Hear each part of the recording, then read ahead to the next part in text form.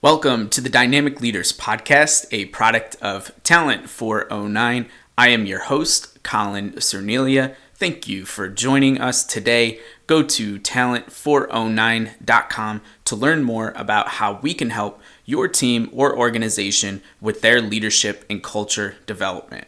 This podcast is available on Spotify, YouTube, Stitcher, iHeartRadio, Google Play, Radio.com, iTunes, and Apple Podcasts. Please consider taking a minute and on Apple Podcasts, giving us a 5-star rating and review. Doing this helps other dynamic leaders find us, and it helps us find other dynamic leaders. And don't forget, you can now ask Alexa to play your favorite Apple Podcasts on any Amazon-enabled device. Just say, Alexa, play the Dynamic Leaders Podcast. Getting Dynamic Leaders with Colin from Apple Podcasts. On to my featured guest today. I will be talking with Pat Wiese. Pat is a teacher at Christian Brothers Academy in Syracuse, New York. He was an outfielder for the Moyne College baseball team, and he was named Man of the Year in the Northeastern 10 Conference, which is the conference that Moyne College is a part of. Part of the reason that Pat was named for that award was he overcame a bone cancer during his collegiate experience. We will get into all of that and more. So let's not wait any longer and let's discover our talent altitude. Here is my conversation with Pat Wiese.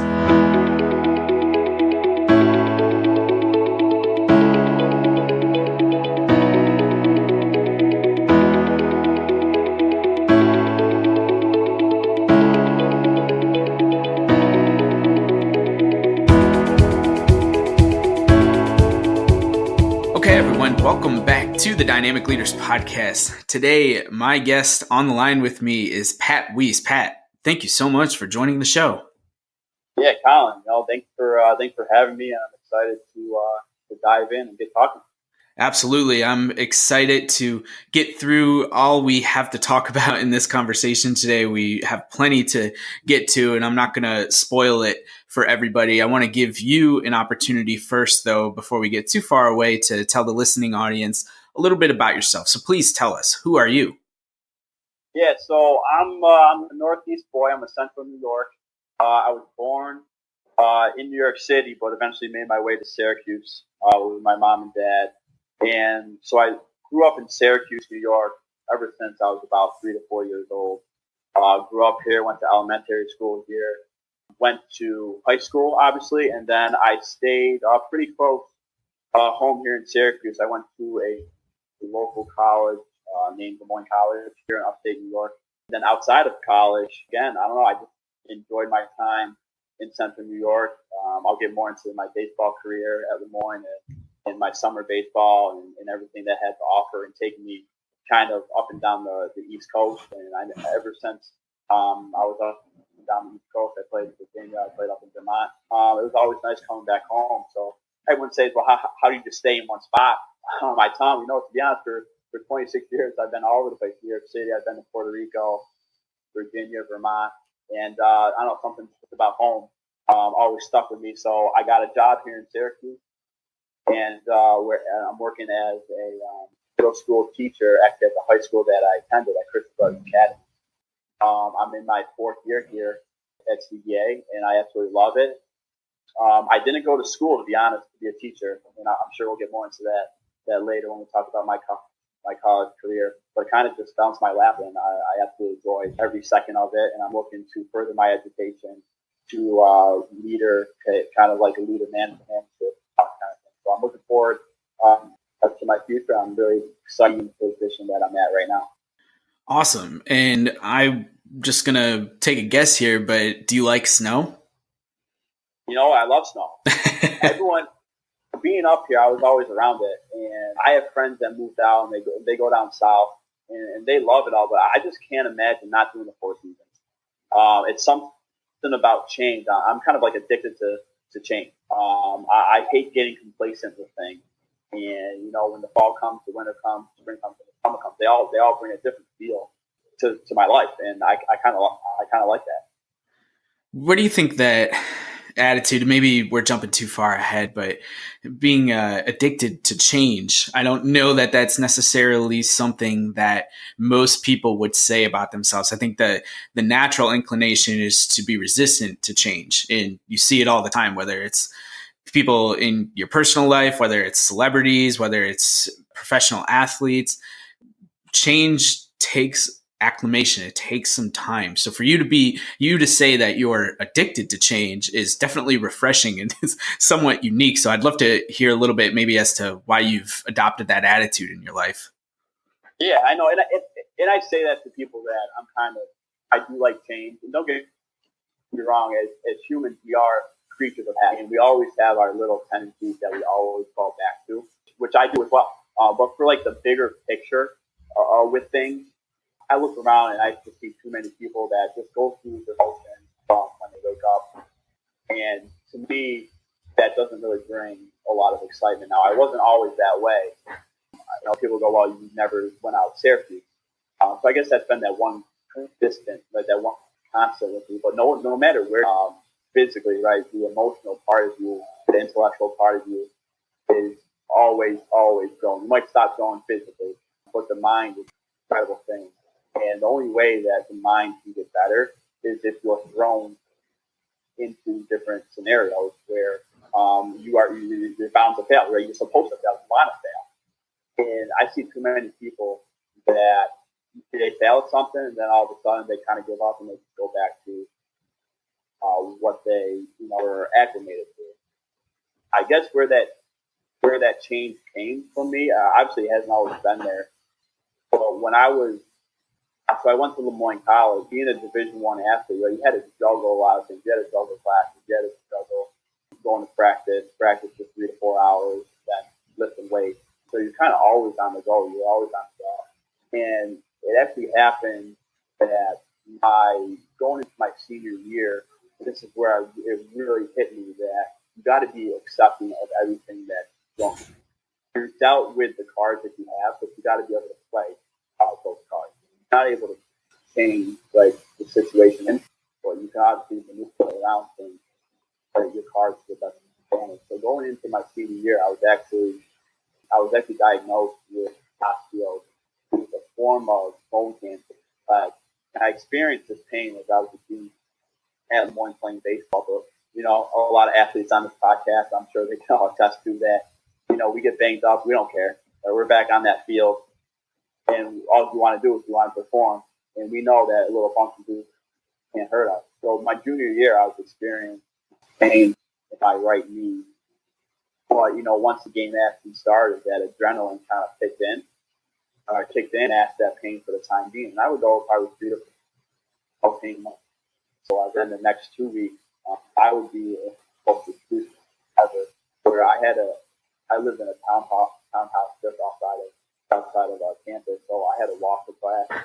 There'd be times class time would come and my other teammates class. I'm sure my dad and my mom, they know this. I told them this. But I told them that sometimes I wouldn't go to class just because I couldn't bring myself to stand up because the pain was just so unbearable. So every time I told my dad, he's an orthopedic surgeon, he took me to some people. We went to the trainer at Moyne, and they ran all their diagnostic tests and everything that they could, but there wasn't something that they could physically see. The ACL was fine, the FCL was fine. So they really just chalked it up to a bone bruise. And then that summer, I went away to Vermont. Like I said, I played 3 years of summer baseball in different states. So I played an NECBL with Vermont, and the pain just kept coming back.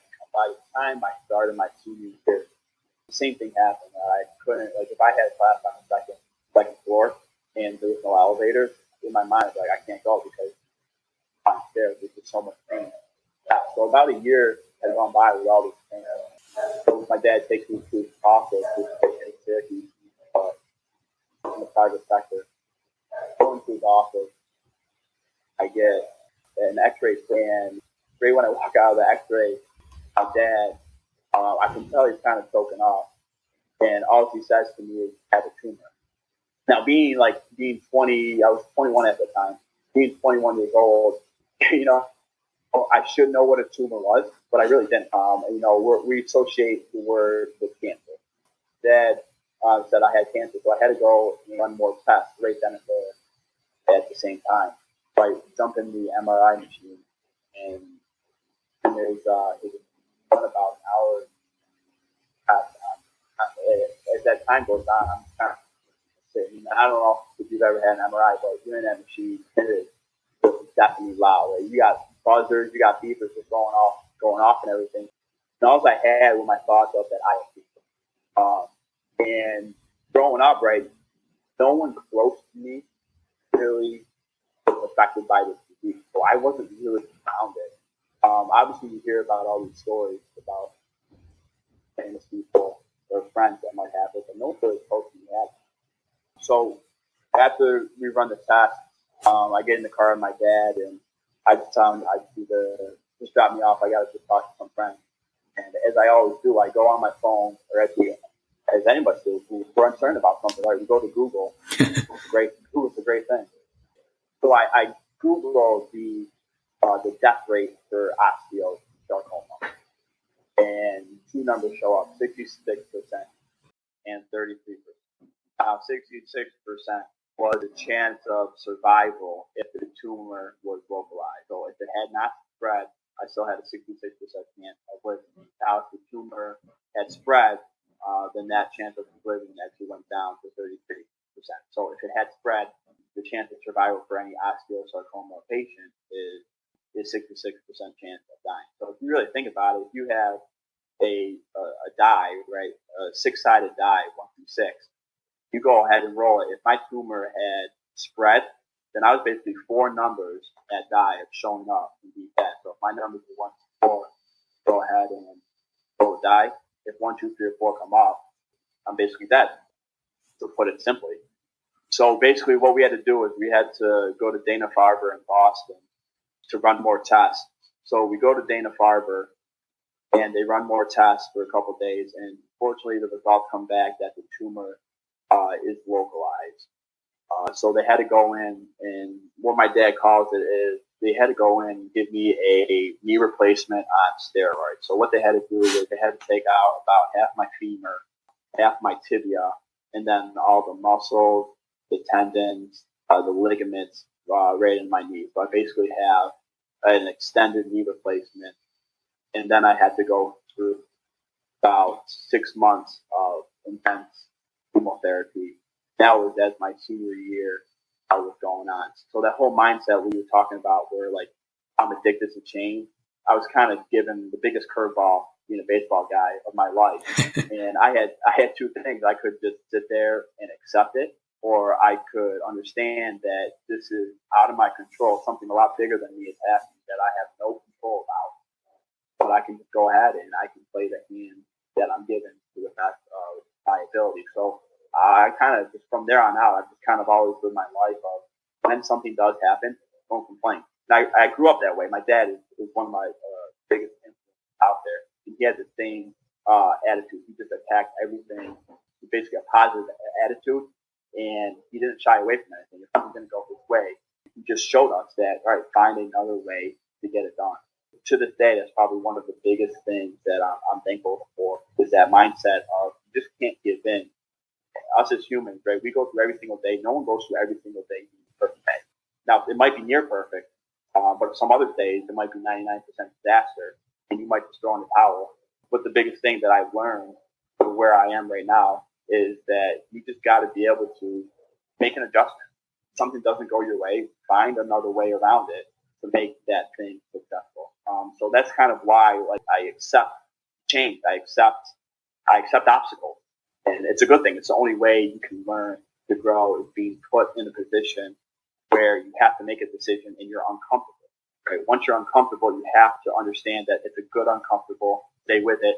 If you come out the other end, then it's for the better. That's amazing perspective to have. And obviously it came at the expense of going through an extreme difficulty, something that the majority of us won't face, at least at that stage in our lives. That's pretty early to go through something along that. And it was really interesting. So the reason that you and I are connected is through a mutual connection, Kate Waltman, who I had on the podcast. And I remember her talking about in her situation, it was her father that got sick and passed away. And just the ability to be broken open, as she put it, and come through on the other side and have all that perspective. And I think in general, and we spent a good amount of time talking about this, both on the podcast and afterwards, just offline, that you need to go through moments of adversity in order to truly understand what life is really about,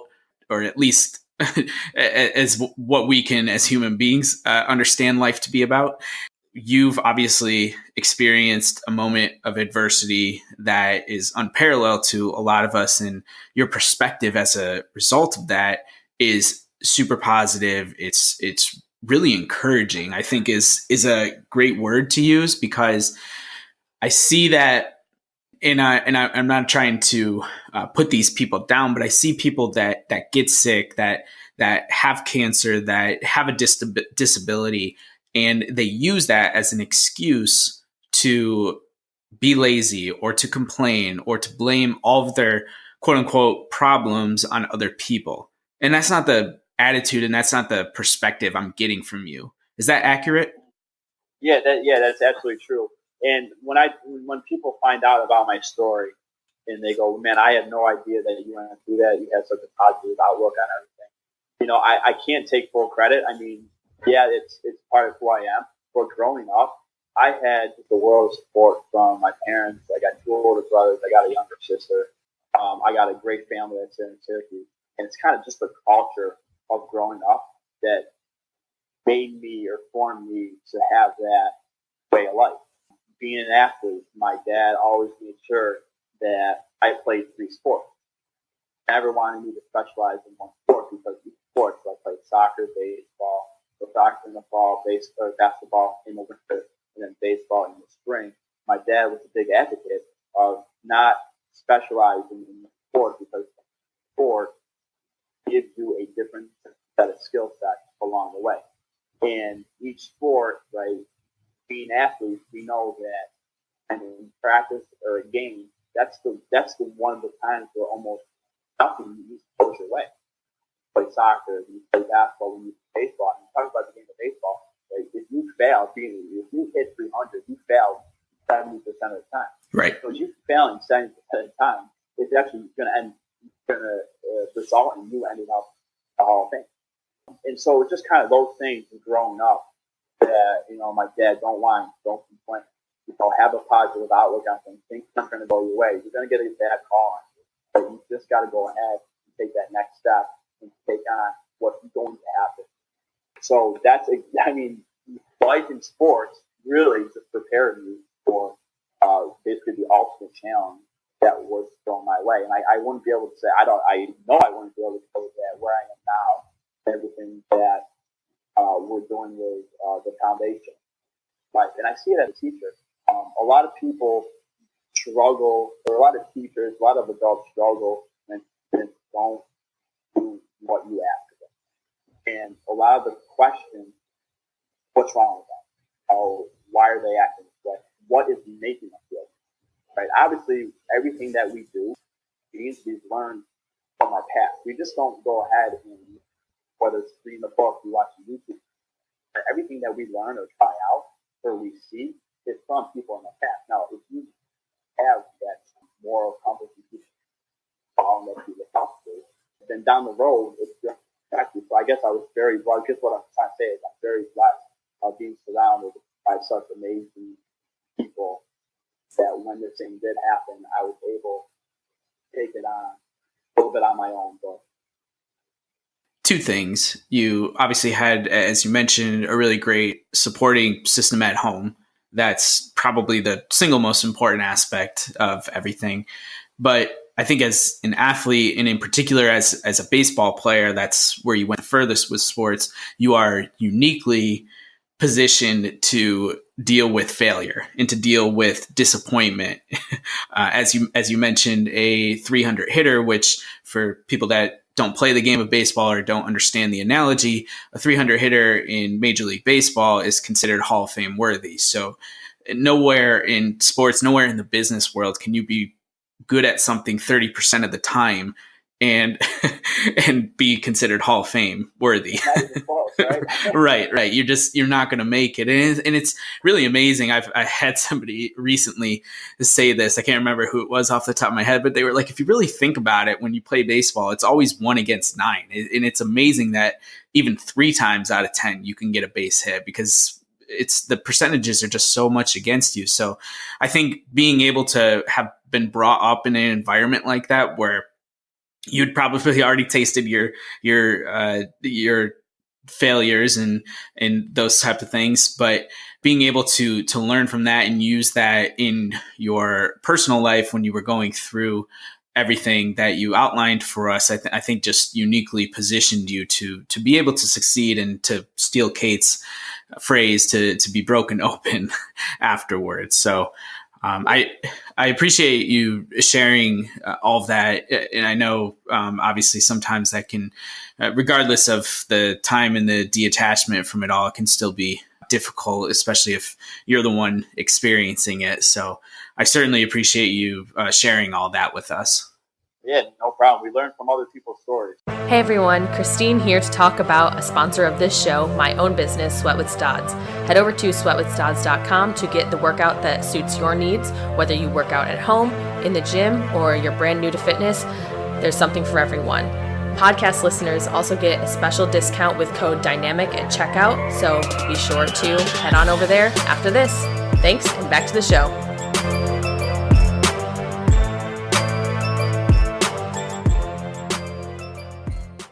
I want to talk a little bit more about the athletic part of your upbringings, and just you mentioned your dad being instrumental in not wanting you to specialize in a sport, and it just seems like you have a passion for athletics and sports in general, and there was a lot of good takeaways that you learned over the course of your life. Can you talk to us a little bit about, I don't know, maybe some of the key lessons outside of the biggest one, obviously, that we just went through, but some other lessons that you were able to learn through athletics that, whether it's as a teacher or just people who are listening to this podcast, maybe they can take those lessons and apply them to your lives as well.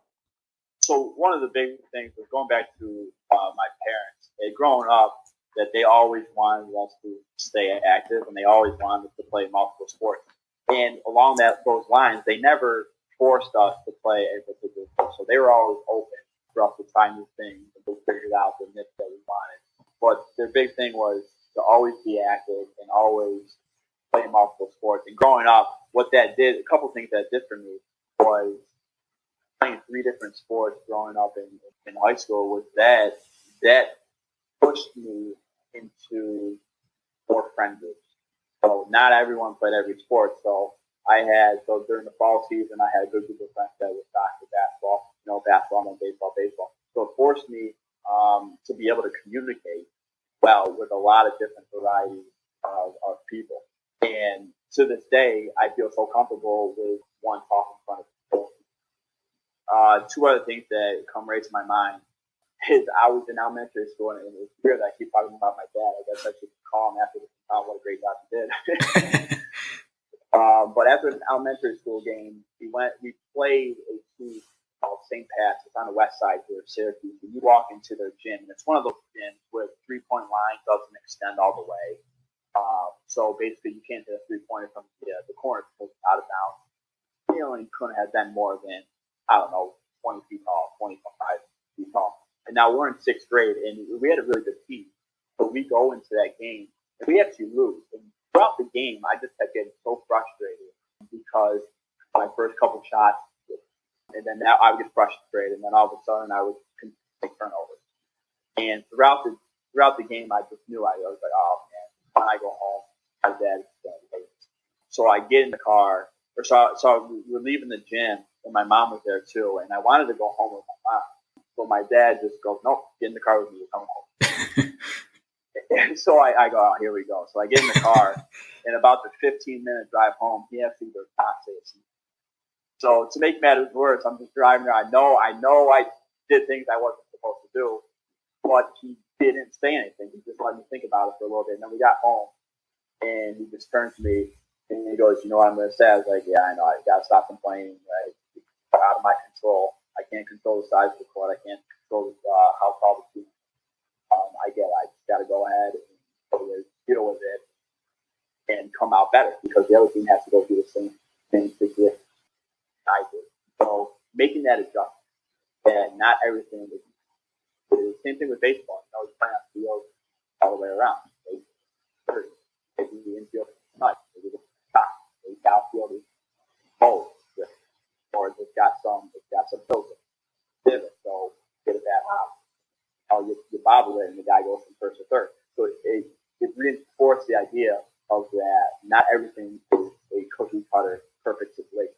That you got to stop complaining every single time that something goes. You got to take a little accountability on yourself that you knew going that things are and that you have to have that mindset of just going out there, having grit, and just. So that was one of the biggest things that I learned at a young age was stop complaining. That's going to make a bad call. You got to stop complaining. You got to move on. Okay, so we've talked about a lot of the lessons that you can learn through athletics and how you've been able to apply them to your life through some of the journeys that you've had, through some of the adversity that you've overcome. And so you are now removed from college and from that experience, and you are into the working world like most of us are at this point. I think you had said right in the beginning of the conversation that teaching wasn't something that was on your radar, at least when you went to school, maybe to start with. So you're a teacher now at CBA, Christian Brothers Academy in Syracuse. What happened there? How did you fall into a position where arguably you could say that you are able to make more of an impact than you can in most other positions that you could have, or most other professions that you could have gone into? Great question. So I went to Moyne, and I graduated with a major in communications and a minor in business. And where I am now as a teacher, I still don't have my teaching degree, which we'll talk a little bit more in a little bit. But right out of college, I went to a medical device sale company called Welch Allen here in Syracuse, New York. They sell all the basically all the medical equipment that you see in your practitioner's office. So I worked for them for about two to 3 years. So I worked in a cubicle. I went in every day at about 8 o'clock. I went home every day at about 5 o'clock. And it just wasn't adding up for me. Going through my cancer treatment, and then going outside of college and to work, it just wasn't adding up. I just felt like I needed to be doing something a little bit more. But I guess the reason I took that job is because right out of college, I think society places this emphasis on that you have to get out of college and you have to go find a job. And if you don't go find a job right away, then you might be deemed unsuccessful. That's just how I felt coming out of college. So it was kind of the first opportunity that I got, and I just jumped on it without really internalizing what it really meant for my career. And so that's what enabled me to get stuck when I was there. I just kind of felt like I was going through the motions and that I needed to be doing something much more impactful and important in my life. And not too long after that, I got a call from the principal at CBA. Now, the principal, Matt Keogh, I still call him Mr. Keogh because he was actually my math teacher when I went to CBA. He also coached me in basketball and baseball as well here at CBA. And we always were pretty tight, so we always kept in touch when I was in college and when I was outside of college. And just out of the blue, when I was just sitting there trying to figure out maybe this isn't the best path for me, I get a text from I'm going to call him Mr. Keogh that, hey, you want to go grab some lunch? And so I said, yeah, absolutely, grab something. Let's catch up. So about 2 weeks later, we go and we grab lunch. And before we even sit down, he just goes, I want to offer you the job to be 7th grade math teacher. And my first response in my head was, this guy's got to be crazy. I didn't go to college for teaching. I have no background in academics. And I just said, I said, are you sure? I would love to. I want to change, and I can see how teaching might be a nice little segue for me transitions in my professional platform. But I don't have everything that you need to be a teacher. And so it works out with a private school. You don't really have to be certified to teach. And he told me that, and he said, listen, what CBA is based upon, so the founder of CBA, his name is St. John Baptist de La Salle. He founded Christian Brothers Schools because he wanted teachers to first teach the student and then teach subject matter second.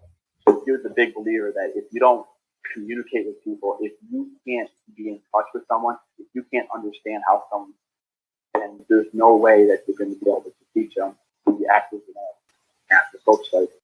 You have to be able to relate with someone.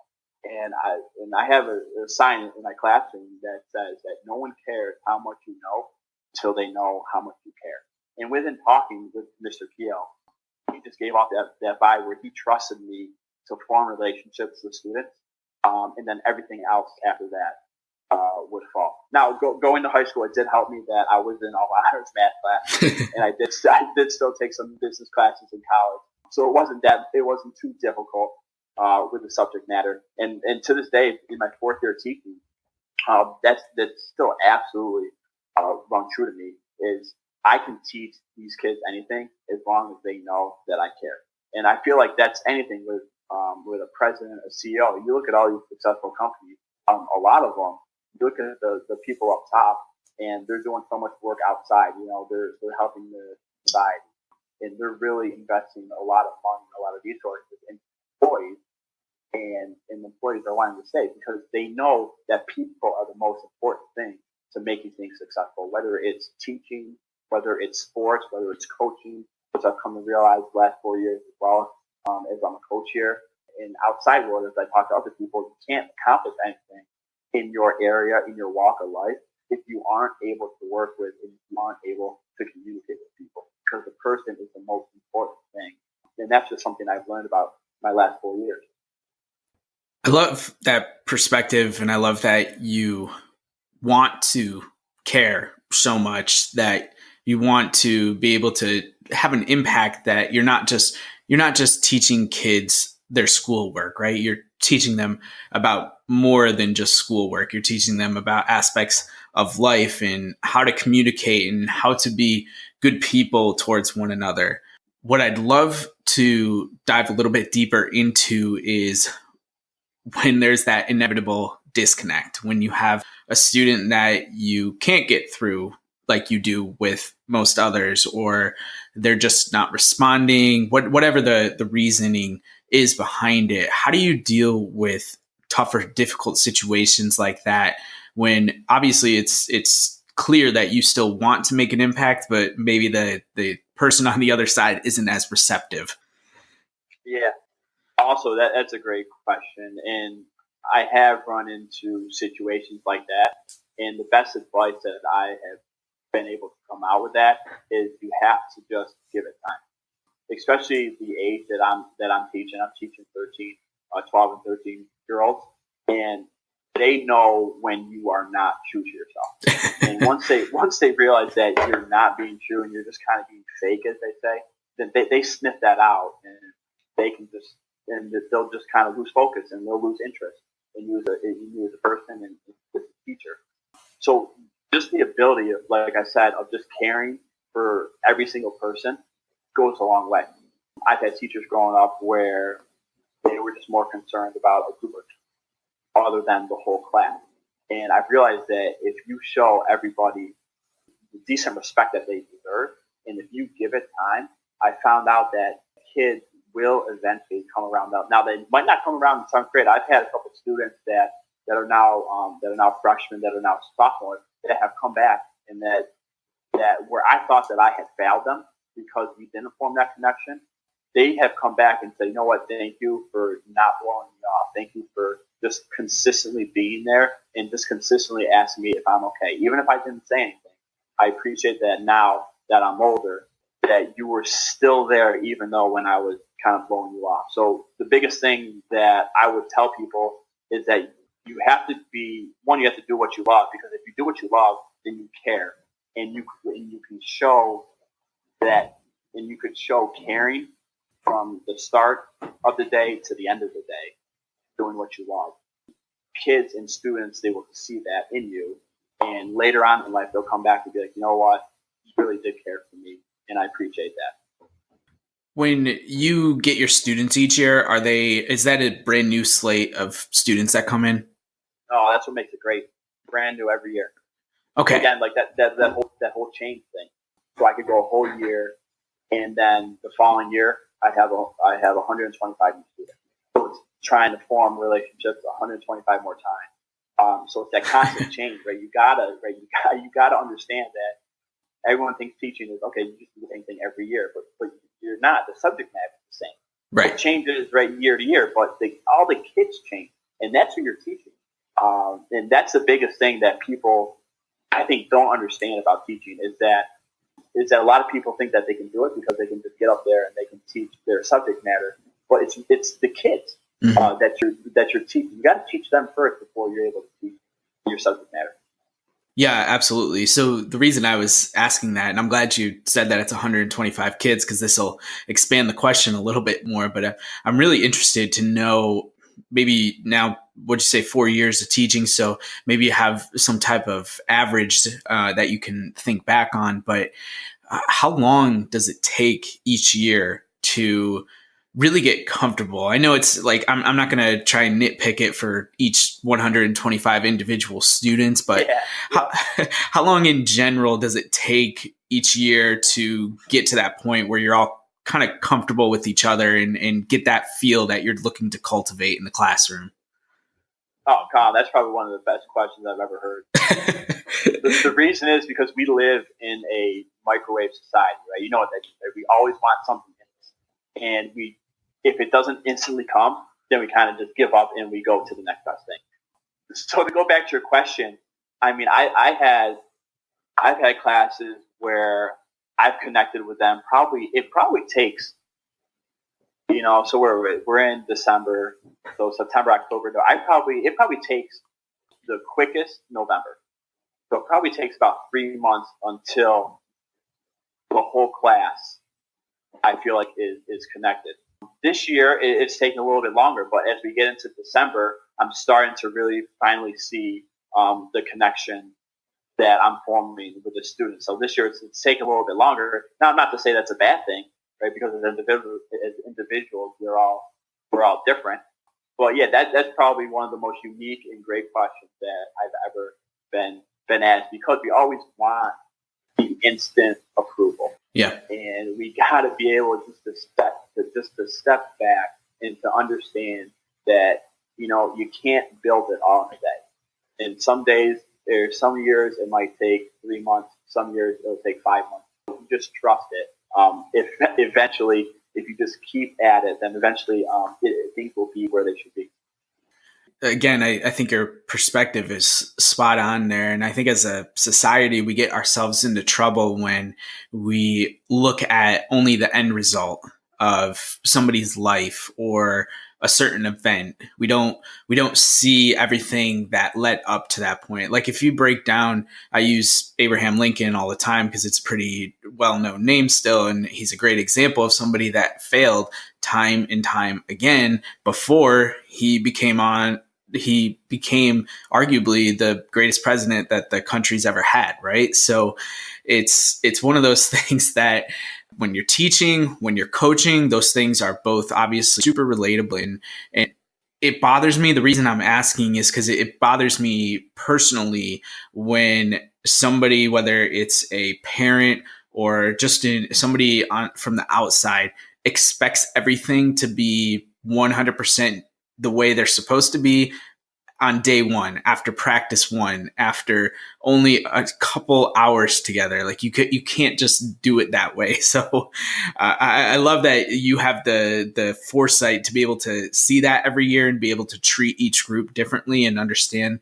And I think that without obviously saying it for you, you just talked about how this year's taking a little bit longer, but I didn't get the sense that from the tone of your voice that's really frustrating you at all. It's just, hey, this is a different group of girls.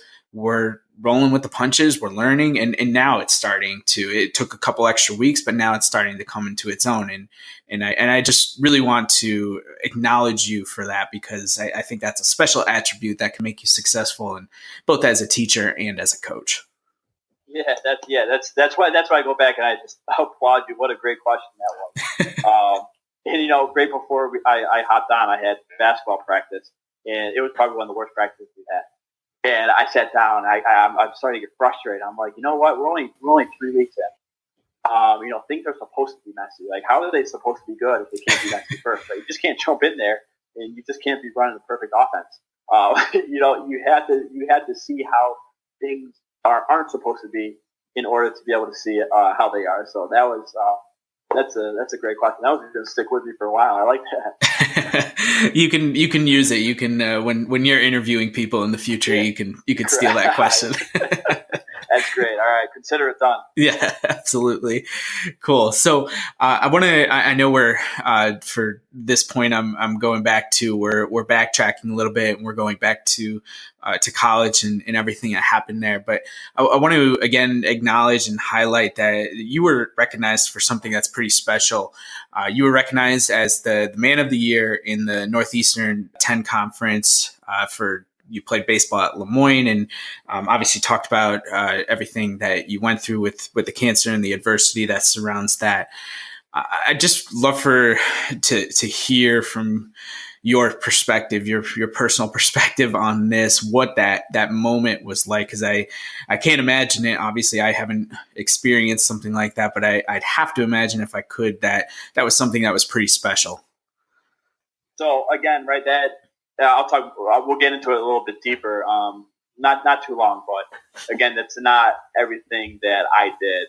It's going to be a group of people, and then you'll hear me talk about them. But so going into my senior year, I talked about my illness and my sickness. So with that surgery of the total knee replacement and the chemotherapy, I wasn't able to play any impactful sports again. So that means I can't run. I can't play basketball. I can't play baseball, but I could still do things rotationally. So now I'm a big cyclist. So I ride my bike when I can. I play a lot of golf. So obviously going into my senior year, it finally hit me that my career in athletics, collegiate athletics, was over. And that was probably one of the toughest things that was thrown my way. Other than my diagnosis, being told that my days of being a college athlete are over, because we identify ourselves with everything that we do. And I really identified myself with being a college student athlete, and taking the athlete out of that, it kind of really crumbled me for a little bit. But I didn't want it to define me. I didn't want something that was out of my control defining me. It goes back to how I was raised. Don't complain. Find the next best thing. And so then one of my teammates, so going through everything, one of my teammates held a quick fundraiser. Kind of just, at first was just to raise funds for my family to help with medical costs. So they raised about $5,000, and they presented to me early in my senior year. And that's when it kind of hit me that I can actually start doing good for others with this. So I talked to my buddy Nate Reynolds, who's actually going to be in my wedding next weekend. Nice. So I asked him, I was like, listen, can we use this not for my medical expenses, but can we use this to start a foundation?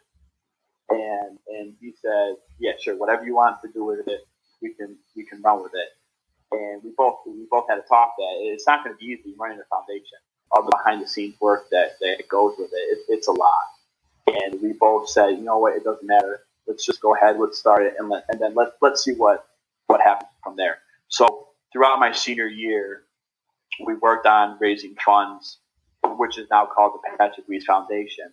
And then I also wanted to do another thing. I also wanted to graduate that spring as well with my fellow classmates. And I always hear stories about, well, you got to put your academics on hold and everything. Well, I found this as an opportunity to, one, keep my mind off of my treatment, off of what I'm going through, and two, to prove that I am better than this and that I can take this on. So throughout the year, I still took my classes. So I would spend 3 weeks in the hospital, and then I would spend 2 weeks outside of the hospital. And with those 2 weeks, I was able to attend class here and there. But the faculty and the staff and the administration at Moyne, they were fantastic. Where when I was in the hospital, we still set up systems of communication to still be able to get all my work done. So I wanted to be able to graduate with the class that I went into. And so doing that, and so I was fortunate to finish all my credits and graduate that spring, as well as build up the Pat Wiese Foundation, which to date we've raised over $200,000. Wow. And a lot of that goes to an endowment. And what that endowment does is it grows funds that we can use. And what it does is we give, I say we because Nate Reynolds helped me start it. My best man, who my wedding as well, is basically, he's the one that does all the website stuff. And he's there by my side every step of the way. My mom, who I would not be able to do it without my mom. And then especially my soon-to-be wife has really taken this as a second job as well, to all be part of this foundation and to work on it and to keep it up. So, and what it does is we grant high school, college scholarships to kids that are either going through cancer or that are cancer survivors, because going through the whole process, I was fortunate enough to have parents that were able to foot the bill. But I realized how expensive the process is, and that people stop what they're doing. They put their life on hold so they can pour all their resources into fighting this terrible disease. And I didn't want that. I felt how great it was to still continue to go to class. I felt how great it was to not worry about a single bill, to still continue my education. And I want families, I want other kids, young adults out there to understand that we will help you support your education. Just stay with it, because on the other side, it does get a whole lot better. And just if you stop your education now, then you might not pick it up in the future. So a lot of foundations, what they do is they support, they give money for medical expenses. And there's a lot of that stuff out there. But doing research, there's not a lot of foundations out there that give grants for college scholarships, so those kids can pay for their education. So that way they can still pay for their medical bill as well, and kind of take on both of those pieces, so to speak, at this time. So that's kind of what foundation does. And I guess to go back to what your question was, how did it feel that the Northeast 10 granted me? Again, I'm humbled. It's not me. I was just placed in it, and I was the person out front of people. So people saw me, but it really goes to all my buddies that continue to support me. It goes to my mom, my dad, my two older brothers, my younger sister, my aunts, my uncles that are all in town, and especially my wife, or my soon-to-be wife, for all their continued support. It's really, they're the ones that make this possible. So people always tell me what a great job I'm doing, and I got to tell them, I'm literally just the face of it. These people behind me are the ones putting in all those long hours outside of their work to do that. And I guess so the Northeast 10 recognized all that work that they were doing, that we were doing. So that kind of that award is basically more than just myself. Yeah, obviously makes it a really special recognition when you can include all those people who are so close to you and that you love so much, and that have been able to support you in the good times and in the bad. So I appreciate you telling us about that in the foundation, because I was going to ask you about that. So I'll make sure I put the link to the website if people want to get involved or learn more about the foundation. I'll put that in the show notes for folks for easy reference that are listening to this episode. But we are unfortunately getting close to our time here. And I know you, as you've mentioned, although this episode will air after, but you are getting ready for a wedding. So I don't want to keep you too much longer. It's coming up in about 2 weeks. So yes. The wife's good. She's at book club right now. So we still got some time if you want. Fair enough. Well, so the show is called Dynamic Leaders, and obviously you have showcased here today in the short amount of time that we've been able to chat just how much of a dynamic leader you are in both your personal experiences and the way that you are impacting young girls these days in their formative years, I guess we'll say. But I always like to give my guests an opportunity, and I know it's difficult to narrow it down to one person, but I always like to give my guests an opportunity to shout out somebody that has impacted them in a way that, whether it's leadership or anything that's related to our conversation today. So do you have somebody that you want to give a quick shout out to? Yeah, I do. Other than everyone that I talk to, everyone that's close to me has been absolutely fantastic. And I've mentioned them throughout our time talking. But maybe to talk about a little bit about someone that maybe more people understand and more people know. It's really two people. And being athletes, obviously, we're drawn to the athletics world. And one person is John Wooden. Growing up, I always knew who John Wooden was, and I knew he was this great coach. But it wasn't until recently, in my recent 2 to 3 years, that I realized why. And one of the things that I came away with John Wooden is every time there's an article about him, the first thing I do is I grab it and I make sure I read it, because that guy is just a whirlwind, is a hurricane of just knowledge, and it's incredible the things that he says. And one recently was the TED Talk that he did. I don't know if you saw the TED Talk. You probably got a couple, to be honest. But the one I saw, it's about 15 minutes long. It's basically about just him talking about how much success that he had. Throughout the whole thing, not once does he mention winning. So here's a guy that, has won, he's won 10 national championships at UCLA. He won 7 in a row. And not once did he bring up the word winning. The prompt person, the person that's doing the interview with him, how come you never brought up winning? And he goes, if you take care of all the little things, never late.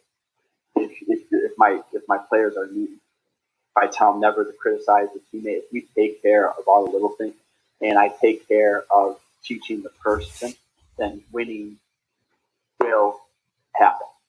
You may not win all the time, but winning will be present, and you'll have the opportunity. So I take away as a coach and as a teacher, it's not that end goal in winning. It's the process that you do. It's if you take care of those little details with your players, with your students, if you just teach that all the little things matter, and if you form those relationships, if you communicate with them, then in the end, you may not win, but winning is definitely a possibility. And I've actually learned that the last couple of years. I just thought it was just so amazing that throughout this time when he was talking, he never won. And then the other guy, Tony Bennett, that he comes to mind too, because he just won a national championship. And the quote that just is in my head, that Tony Bennett at Virginia, and he goes, you know what, winning isn't actually that great. It's more about the relationships. It's more about the time that I get with my players. And then he's like, winning, I could care less about winning. I just do my job, and if I coach these guys the way that they should be coached as human beings, as men that are supposed to go outside after basketball and be successful in the world. If I do my job at that, then that's all I care about. And look at that. He focuses on his players, and look at that. He's the national championship for Virginia. So it's just two people that I believe just do the right thing. They don't care about winning. They care about the details. They care about what makes a person tick, and they care about reaching these young student athletes. And it just happens that they're some of the most winningest coaches out there. those are both amazing shout outs. And I think we've talked pretty extensively about the relationship building aspect that you talked about with Coach Bennett, and then with Coach Wooden and being process driven. It's hilarious to think about, but he had a conversation with Kareem Abdul-Jabbar, just like he did with all of his student athletes at UCLA, their first practice, how to tie their shoes correctly, how to pull their socks up on their feet and put their shoes on correctly so that they wouldn't get blisters. And it's to shave, how to be on time. Yeah, all those little things.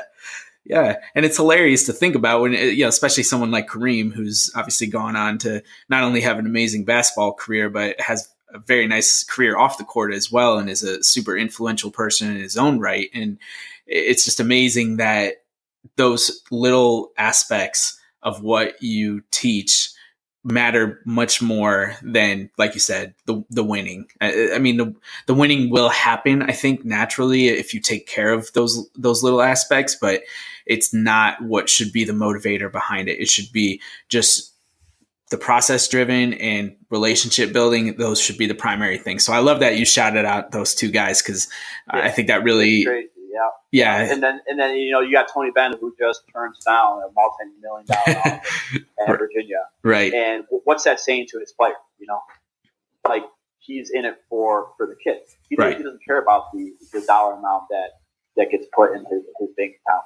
And he told the school, take some of that money. I think it was like, take like $1 million of that money that you're gonna, pay me, and put it towards a career development program for those players, for his past players, for his students. Like, put in a program that will prepare his players for career opportunities outside basketball. And those are literally the words that just came right out of his mouth. Like, no, put that money to my player. I mean, how do you not want to play for a guy like that? Or how do you not want to read more about a guy? Or how do you just not want to, go out and grab a beer with a guy?